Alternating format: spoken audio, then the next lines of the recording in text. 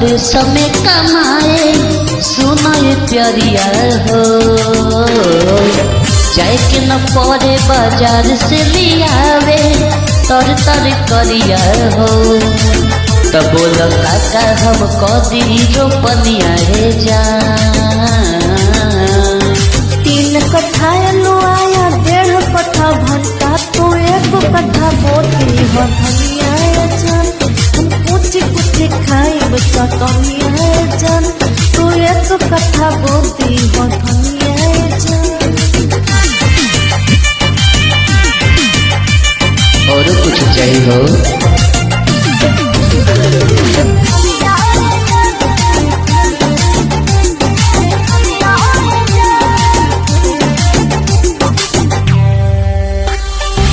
भुजिया बना के तू खई है बहू की, 2-4 थान हम लगा दे हो बलऊ के। कहे का तड़का हो?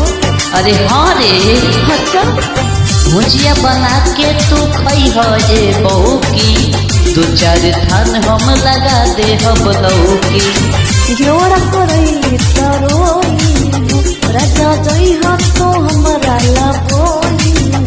एगो काम कर दी हो, खाली टाइम से डाल दी हो पनिया हे जान। 3 कट्ठा लुआया 1.5 कट्ठा भंटा तो 1 कट्ठा बोती हो धनिया जान। हम कुछ कुछ खाइब चटनिया जान तो 1 कट्ठा बोती हो धनिया जान।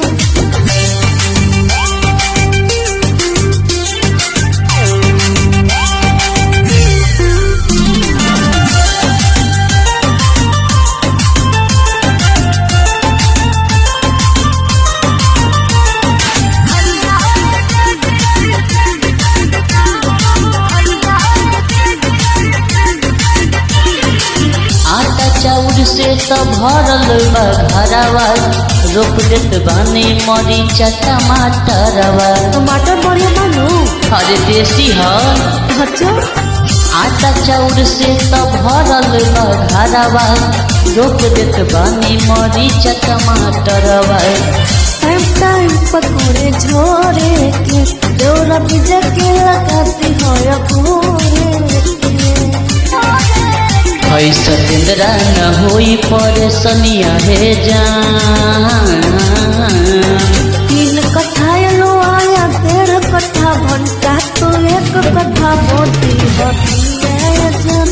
हम कुछ कुछ खाइब चटनिया जान तो 1 कट्ठा बोती हो धनिया जान।